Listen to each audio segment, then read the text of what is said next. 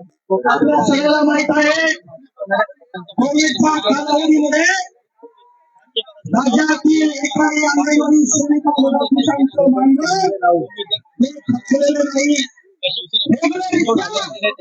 तत्कालीन मुख्यमंत्री उद्धवजी ठाकरे साहेबांनी राज्यावर 2,10,000 महिलांचं मानधन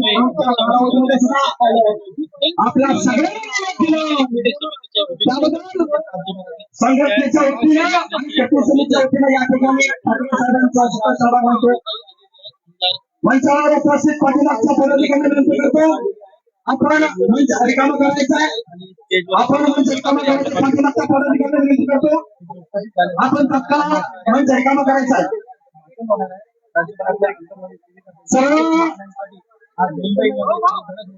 अंगणवाडी कर्मचारी बंधू ज्यांची प्रतीक्षा आपण करत होतो ते आपल्या माजी मुख्य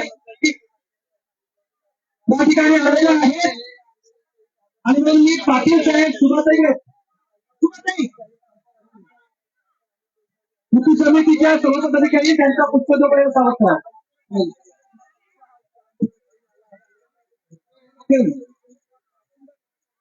साहेब म्हणतात की स्वागत कशाला आपण लढतोच आहोत म्हणलंच पाहिजे.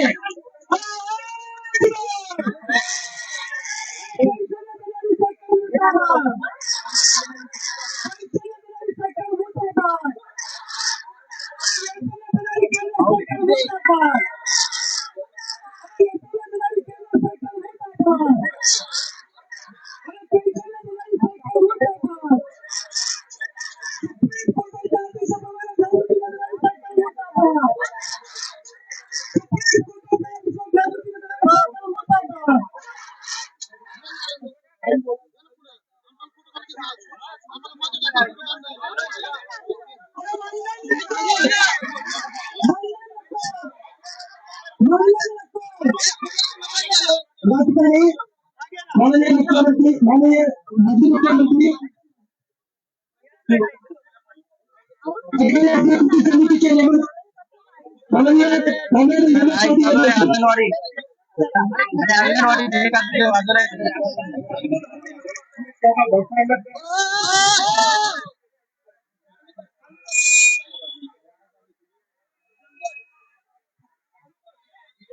सावित्रीबाईंचा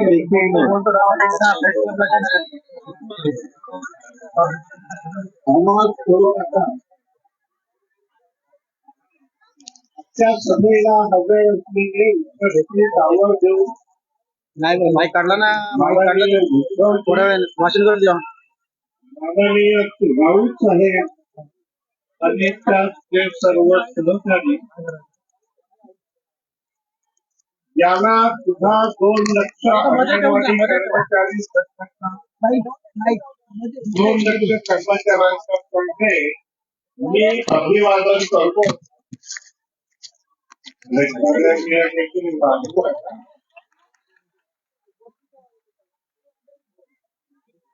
आजच्या कार्यक्रमाला माननीय उद्धवजींनी यायला मान्यता दिली.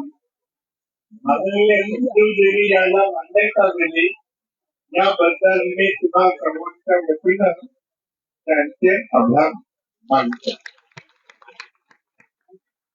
आणखी एकदा आलं होते 3-4 वर्षापूर्वी त्यावेळी सुद्धा मैदान खूप भरलेलं होतं. त्यांचा पायगुण चांगला असतो.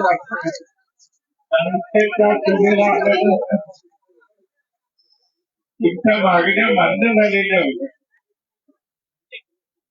आपल्या मागण्या काय नवीन काही मागत नाहीये. आपण सुप्रीम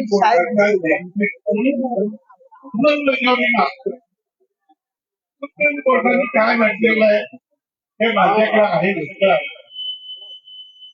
ते मी तुम्हाला वाचून दाखवतो. हे असं लिहिलेलं आहे की एका पुढे सेवा असली नसली ऐकून घ्या. त्यावेळेच्या जजमेंटमध्ये सुप्रीम कोर्टाने असं लिहिलेलं आहे की एकात्मिक बाल विकास सेवा असली नसली अंगणवाडी सेविकांची पदं कायमची आहेत आणि त्यांची जी वैधानिक पदं आहेत, त्यांची जी कायदेशीर पदं आहेत, योजना चालू दे किंवा नाही चालू दे, अंगणवाडी सेविकांची सेवा ही चालू नाही असं त्याने लिहिलेलं आहे. ते असं म्हटलेलं आहे की आमची आवश्यकता आम्ही घटनेप्रमाणे ज्यांचे अपॉइंटमेंट केलेले आहे. राईट टू फूड ऍक्ट मध्ये लिहिलेलं आहे की हे जे काही मुलांचं खाणं आहे ते खाणं अंगणवाडीच्या तर्फे वाटलं गेलं पाहिजे. राईट टू एज्युकेशन मध्ये असं लिहिलेलं आहे की पूर्व प्राथमिक शिक्षण मुलांना दिलं पाहिजे. आता जोपर्यंत त्यांना अधिकार आहे, जोपर्यंत राईट टू एज्युकेशन आहे, तोपर्यंत अंगणवाडी कर्मचारी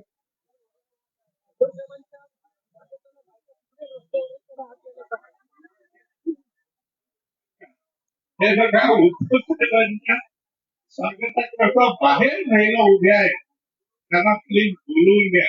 त्यांना वाटलं ते त्याग घेतलं येते. हे सुप्रीम कोर्टाने लिहिलेलं आहे 2022च्या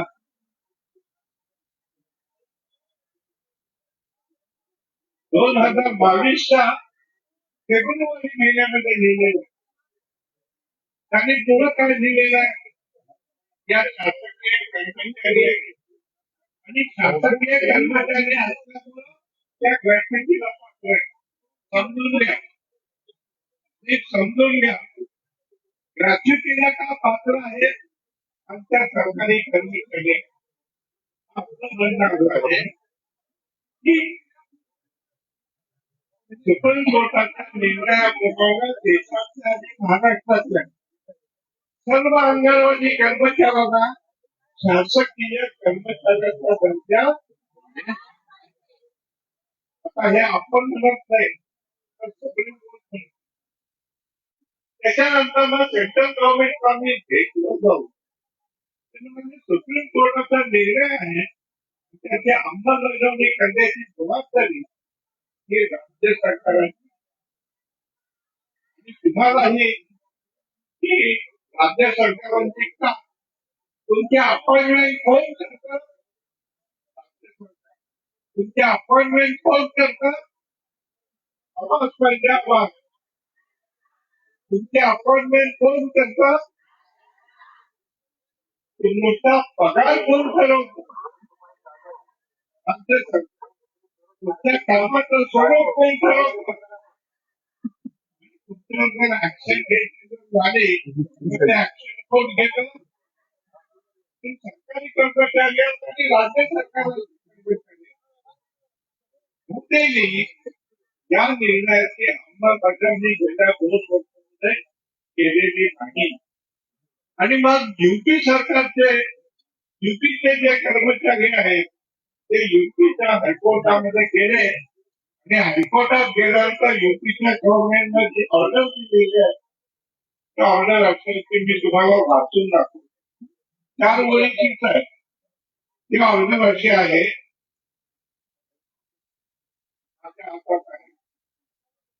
की युपी सरकारने अंगणवाडी कर्मचाऱ्यांना 4 महिन्यामध्ये ग्रॅच्युटी दिली पाहिजे असा उत्तर प्रदेश हायकोर्टाचा निर्णय.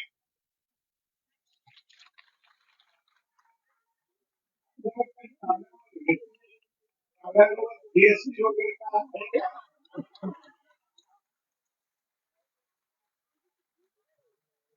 एवढंच नव्हे तर सर्व अंगणवाडी कर्मचाऱ्यांना तुम्ही ग्रॅच्युटी द्या. 10% एलिजिबल 10% त्याच्यावर इंटरेस्ट द्या. 4 महिन्यामध्ये याची अंमलबजावणी झालीच पाहिजे. इंग्लिश मध्ये मी 2 ओळी तुम्हाला वाचून दाखवतो. The opposite parties collectively are directed to extend benefits of payment of gratuity to all eligible Anganwadi workers and helpers within a period of 4 months. युती गव्हर्नमेंटचा काळ चांगला दिसतोय. 4 महिन्यामध्ये ही सगळी करायला पाहिजे हे सांगितलेलं आहे. आपलं म्हणणं काय आहे? आपलं म्हणणं असं आहे की सुप्रीम कोर्टाच्या निर्णयाप्रमाणे आम्हाला तुम्ही कायम करायला पाहिजे ही पहिली मागणी आहे. म्हणजे सर्वांना ग्रॅच्युटी द्यायला पाहिजे ही दुसरी मागणी आहे. ते सरकार बधीर आहे. तुम्हाला माहिती आहे की दिवाळीच्या अगोदर तिथल्या हायकोर्टाने डायरेक्शन दिलेले आहे की सर्व अंगणवाडी वर्कर्सना दिवाळीच्या अगोदर मोबाईल फोन दिले पाहिजे.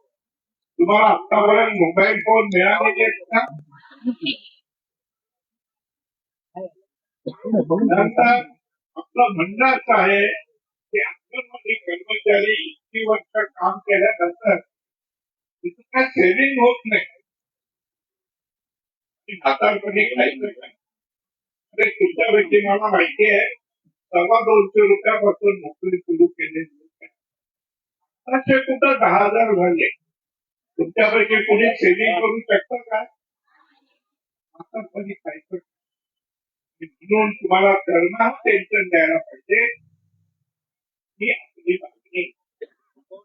माननीय उपमुख्यमंत्री फडणवीस साहेब, एकनाथजी शिंदे, अजित पवार साहेब या तिघांच्या समोर आजची मागणी करून सिद्ध केलेल्या आकडेवारीनुसार जर अंगणवाडी कर्मचाऱ्यांना त्यांच्या पगाराच्या अंतिम रक्कम जर पेन्शन म्हणून जर दिली तर एका वर्षाला 11 कोटी रुपयाचं उत्तर येत नाही. ऐकलं तुम्ही? या सरकारला 11 कोटी रुपये अंगणवाडी कर्मचाऱ्यांना शक्य नाहीये. पैसे त्यांच्याकडे पैसे भरपूर आहे, वाटायला भरपूर आहे. जाहीरपणे आश्वासनं देत आहे. कुणाला काही देत नाही गोष्ट वेगळी. तर ही मागणी सरकारने मान्य केली पाहिजे. 1 महिन्यामध्ये सरकारने युनियनची बोलणी केलेली नाही. काही झालंच नाही. इथं मुख्यमंत्री कुठेतरी बांधावर जातात, उपमुख्यमंत्री कुठेतरी दुष्काळी भागामध्ये जातात, काल चढतात आणि सांगतात आम्ही काम करतोय. बांधावर जाणं म्हणजे काम करणं. त्यांच्यावरती टीका करत होते तुम्ही घरी आत म्हणून ते घरी बसून काम करतात. तुम्हाला एक प्रश्न विचारतो, उत्तर द्या. कोरोना काळामध्ये उद्धवजींच्या नेतृत्वाखाली लोकांना जी सेवा मिळायला पाहिजे ती मिळाली की नाही? आणि उद्धवजींच्या काळामध्ये दर महिन्याला पगार तुम्हाला मिळालेला आहे की? शाळा बंद होत्या, माझं चालू होतं. घरी बसून तुम्हाला पगार घरी बसून दर महिन्याला भेटेल.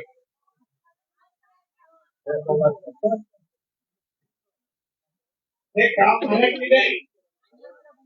जर कोरोनामध्ये जर लाखो जनतेला योग्य सेवा दिली असेल, तुम्ही त्यांना त्यावेळी टीव्हीवर पाहिलं असेल आणि भाषण करत असताना एक आस्था, प्रेम, लोकांची काळजी, त्यावेळी लोकांना वाटायचं उद्धव जे आपले आमची काळजी घेत असं वाटत होतं की नाही? का नक्की बोलतात ते आहेत म्हणून हो म्हणून. तर आता आपला संप चालू राहणार आहे. मागण्या मेरेपर्यंत संप चालू राहणार. थकायचं, जमायचं, मागण्या मान्य करून घेतल्याशिवाय कामावर जायचं हा पक्का निर्धार आहे. मला माहिती आहे हा तुमचा पक्का निर्धार आहे. मला किती आहे त्या संघर्ष चालू राहील आणि चालू ठेवला पाहिजे याचं कारण मी तुम्हाला सांगतो. ते कारण असं की आज डिसेंबर जानेवारी चालू आहे आणि जानेवारी फेब्रुवारी या काळामध्ये आत्ताच 15 जानेवारी पर्यंत तुमच्या मागण्याचं सेटलमेंट झालं पाहिजे आणि ते जर झालं तर मग जीआर निघू शकेल. ते जर झालं तर पैशाची तरतूद होऊ शकेल. 15 दिवस फार महत्वाचे आहेत. या काळामध्ये मानधनवाढीचा जीआर जर आपण काढून घेतला नाही तर सगळ्या मागण्या आचारसंहिता निवडणुका 2024 मध्ये त्याच्यात एक बरं आहे की 2024 मध्ये माननीय उद्धवजी मुख्यमंत्री होण्याचेही काही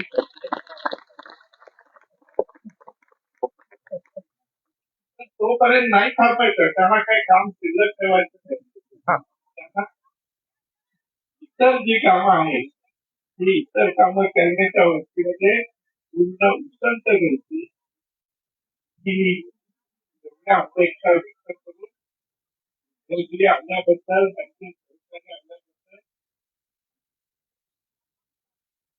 राऊत साहेब माझ्या बरोबर चेहरा सगळ्यात जास्त चर्चेत ज्याच्या दर्शनाने आपला दिवस सुरू.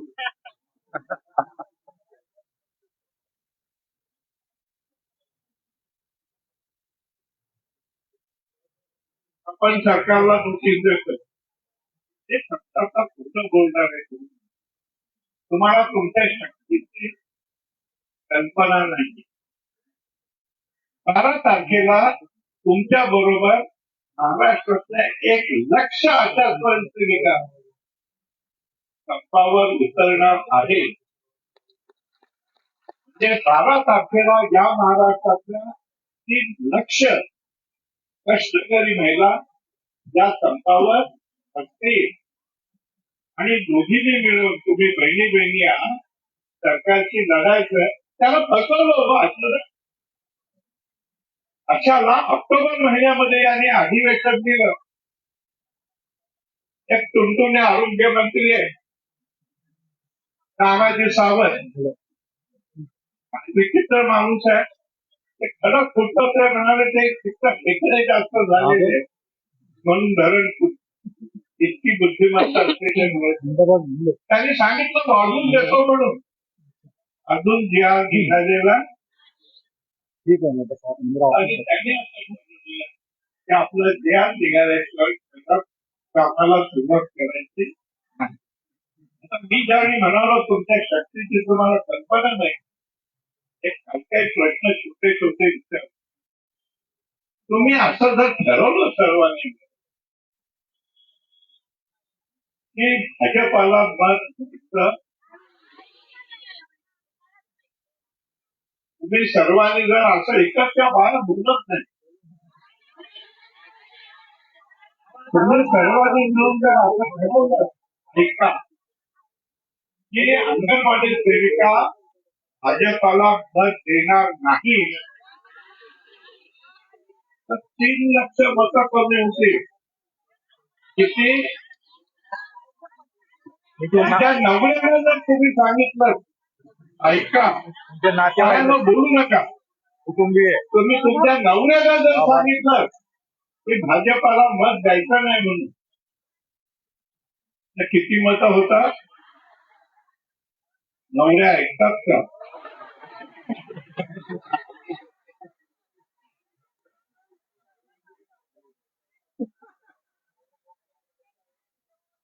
याचं मला बरं वाटलं.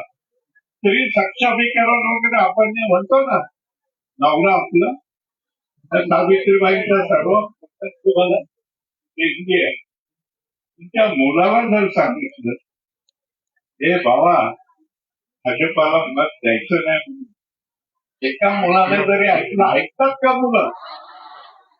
खूप बरं वाटतं ऐकायला. तुम्ही सगळं हो म्हणतात. तर झाली का 6 लाख मधलं 9 लाख शेजारी बाजारनीला जर सांगितलं आणि सगळे चोरांना जर सांगितलं नाही द्यायचं मग तुम्ही 20 लाख मतं तुमच्या बाजूला येऊ शकता आणि 20 लाख मतामध्ये कोणतंही सरकार घडवण्याची किंवा कोणतंही सरकार पाडण्याची शक्ती आहे ही तुमची शक्ती आहे त्याच्या वापरण्याची संधी तुम्हाला त्याच्यात तुम्ही त्याचा योग्य प्रकारे उपयोग करा एवढं बोलून उद्धवजींना मी वेळ देतो सगळं तरी पण खूप बोलत नाही म्हणतात आणि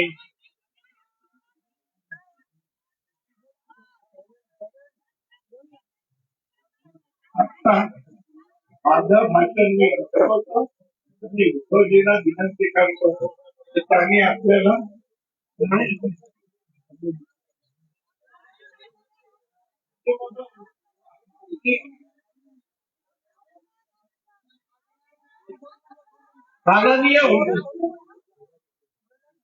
माननीय उद्धवजी माईक सर तो माईक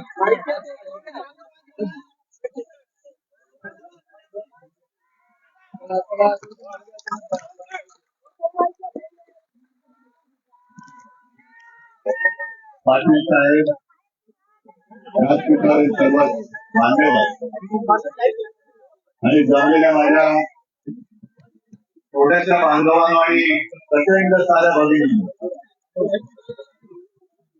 मी आज तुमच्या समोर तुमच्या सोबत नेता म्हणून नाही तुमचा भाऊ म्हणून आलेलो आहे.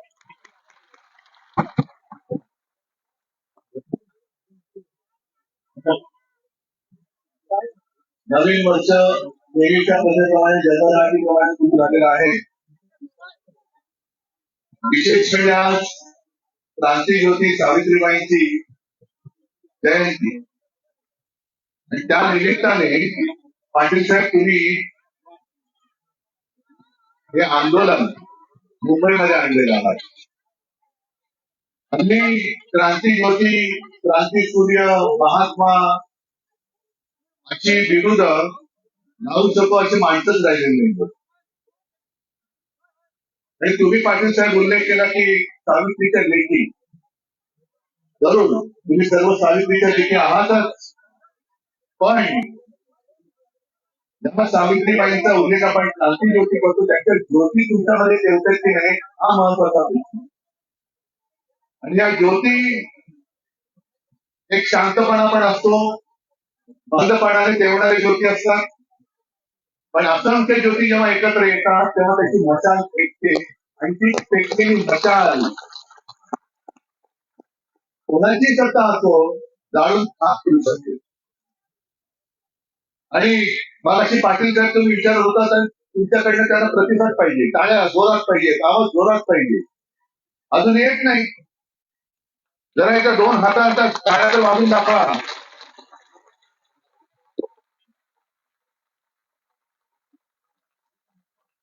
या टाळ्याने माझ्या हातासाठी नाही वाजवून घेतल्या तर तुमच्या हातात काय ताकद आहे. जे हात जनतेची सेवा करतात म्हणजे मी तर म्हणेन तुम्ही देशाची सेवा करता ते सेवा करणारे हात जर एकमेकांची आपटले तर आवाज एवढा येतो सरकारच्या कानाखाली आपटलं तर तेवढ्या मोठा येईल.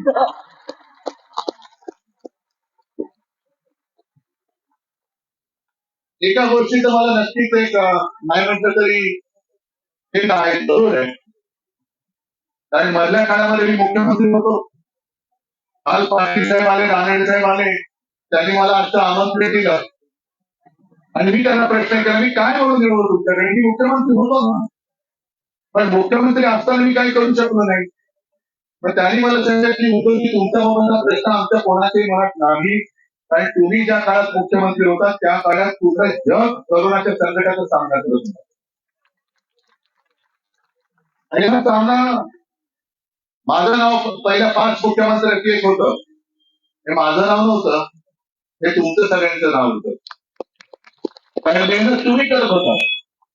घराघरामध्ये जाऊन करोनाचा रुग्ण शोधणं त्याला औषध पाणी देणं त्याची हवाली पुसणं हे सगळं तुम्ही करत होता. आणि आज सुद्धा डिसेंबर पासून तुमचा हा लढा सुरू आहे.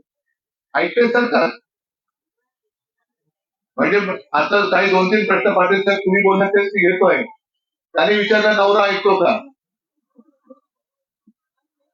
अरे हो की नाही?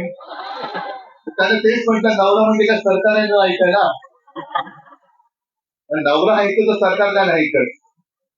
कारण आपण अजूनही एक थोडीशी करुणा दयाबुद्धी तुमच्या मनामध्ये. प्रत्येक वेळेला आंदोलन पेटलं ते मंत्री येतात आणि मग जरा हे अधिवेशन जाऊ द्या, पुढच्या अधिवेशनात आम्ही आता निकाल होतो. अरे पहिल्या पुढच्या अधिवेशनात पहिलं तू टिकशील का?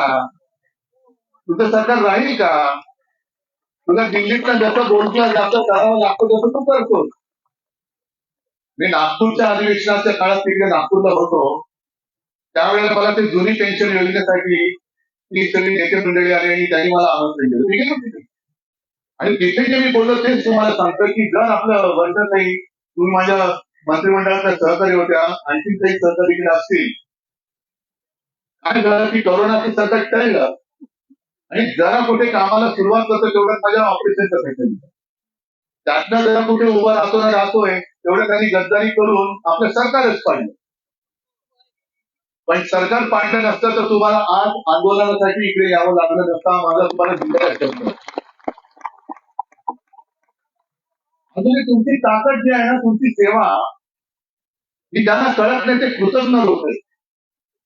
अगदी नवजात अभ्यास असो, शिशु असो, 6 वर्षापर्यंत जवळपास 3 लाख बालकं आहेत ज्याला पोषक आहार मिळत नाही.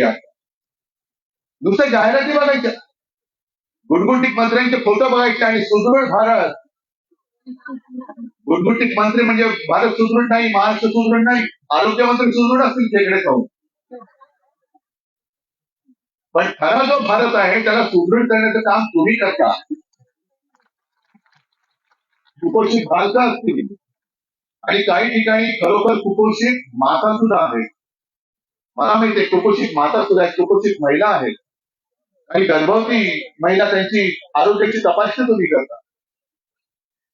अगदी ज्याला धनुर्वातीची लस असेल, इतर काही लस असेल, कशाला?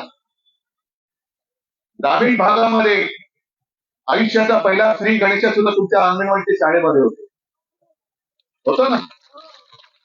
ही सगळी पिढी म्हणजे भारत घडवणारी जी खरी शक्ती आहे, ही ताकद आहे, ही तुम्ही आहात. आणि तुम्हाला द्यायला पैसे नाही.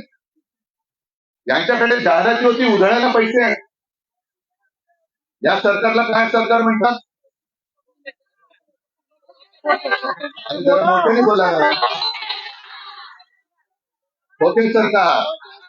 सरकार आणण्यासाठी खोके आहेत. पण माझ्या अंगणवाडी आणि आशाताईंच्या मेहनतीला त्यांच्या हक्काचे पैसे द्यायला, मानधन द्यायला पैसे नाही. हे सरकार तुमचं आहे.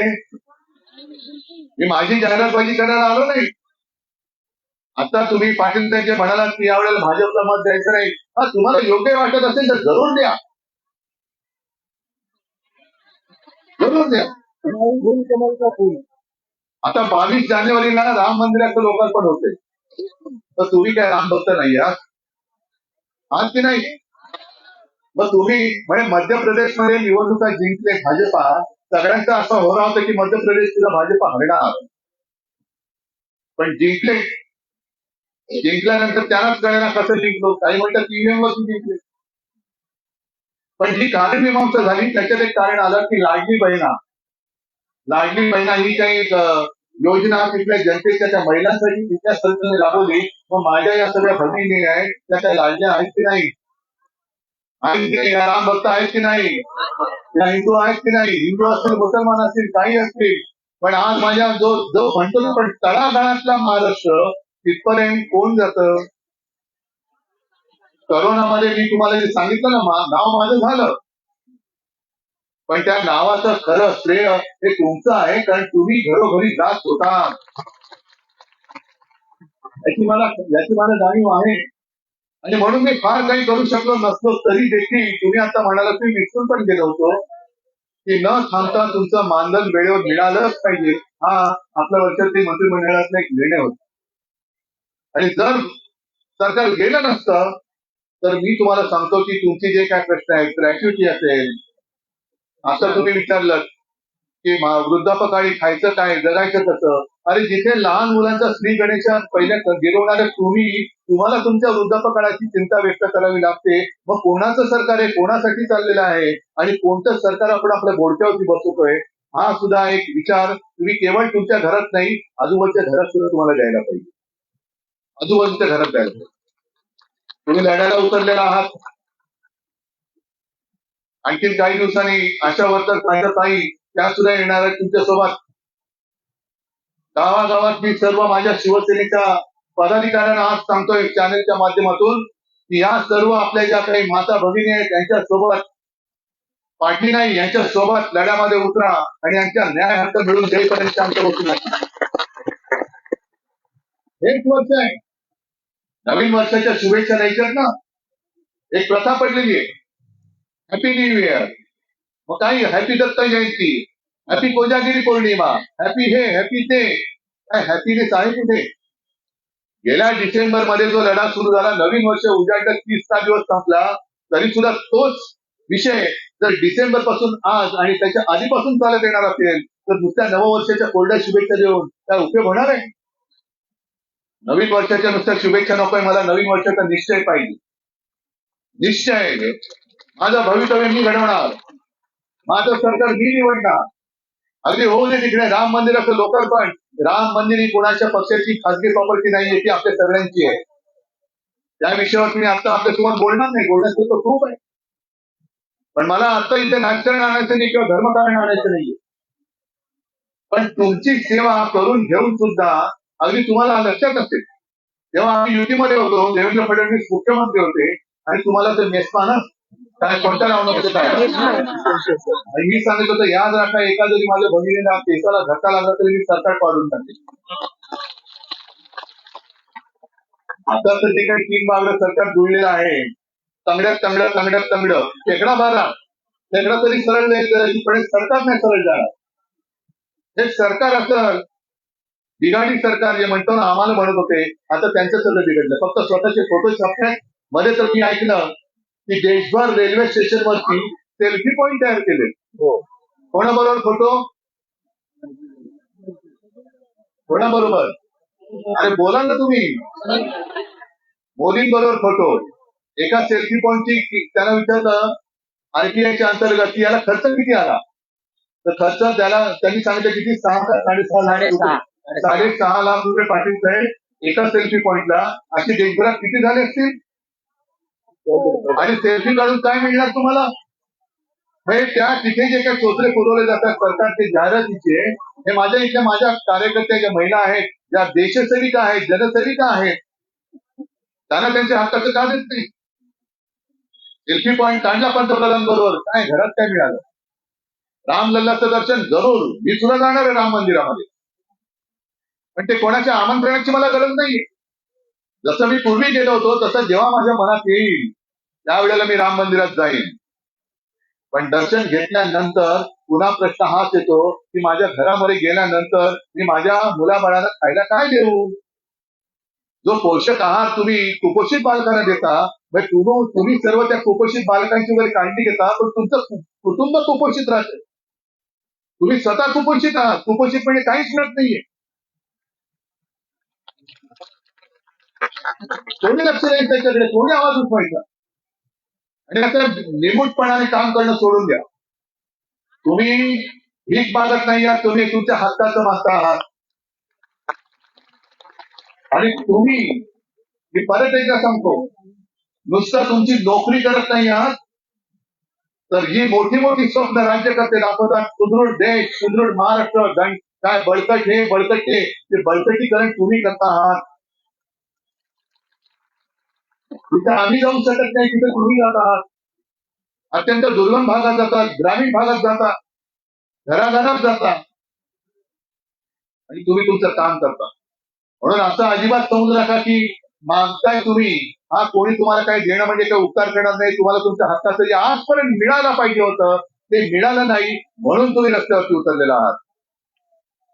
आणि या संपूर्ण लढ्यात पाटील साहेब, मी इकडे नेतेपणा करायला आलेलो नाही. मी अजिबात तुमच्यावरती नेतृत्व गाजवायला आलेलो नाही. मी तुमचा भाऊ म्हणून आलेलो आहे. माझे सगळे सहकारी आहेत आणि माझ्या या सगळ्या महिला पदाधिकारी आहेत, ह्या तुमचे बांधव आणि भगिनी म्हणून आले. अगदी वर्षाताई सुद्धा तुमची बहीण म्हणून आलेली आहे. नेतृत्व तुम्हीच करायचंय. आम्ही नेतृत्व तुमचं करणार नाही. तुमच्या नेतृत्वामध्ये आम्ही फूट पाडणार नाही. तुमच्यामध्ये आम्ही फूट पाडणार नाही, पडू देणार नाही.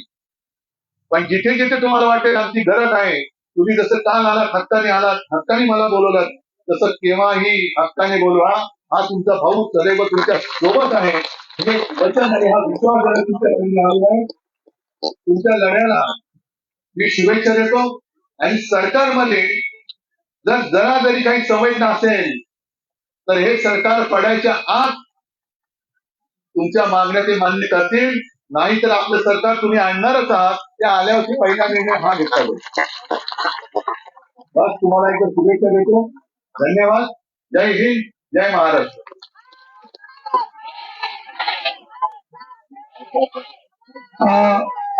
विनंती करतो की त्यांनी आभार व्यक्त करा. हो, आभार कसं म्हणता तुम्ही, तुमचं मनोगत खूप आभार नसतं म्हणून तुम्हाला जे बोलायचं ते बोला. आभार नसतं. दादा माहिती